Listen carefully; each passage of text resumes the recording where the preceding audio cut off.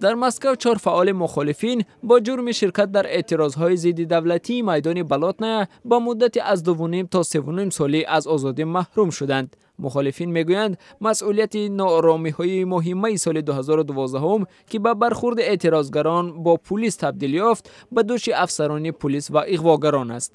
در ارتباط با اعتراض میدان بلاتنایا 28 نفر متهم میباشند. در شهر ایرکوتسکی منطقه سیبری روسیه کشاورزان 3 دهه با تقاضای پرداخت معاش 10 ماهه‌شان راهپیمایی نمودند. گردآمدگان میگویند شرکت ردنیکی از ماه اکتبر سال 2013 به این طرف معاش آنها را پرداخت نکرده است.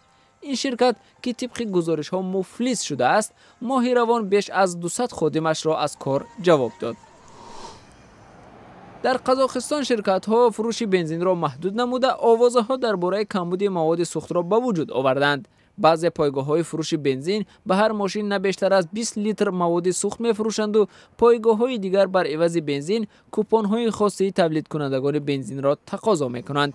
شرکت های روسی مستقر در قزاقستان و از جمله گازپروم نیز این محدودیت ها را جاری کردند. نه شرکت های قزاقی و نه حکومت قزاقستان در این باره حرف نزدند. در افغانستان سازمان غیر دولتی تقاضا کننده عدالت عکس های جنایت های حربی و دیگر نمودهای خشونت در دوام 30 سال گذشته را به نمایش گذاشته است. این نمایشگاه بخشی از تشبث کمیسیون حقوق بشر است که مجازات افغان های مسئول جنایت های حربی را در میان میگذارد. طرفداران این سازمان حکومت افغان را با ناکامی در مجازات جنایتکاران حربی متهم میکنند.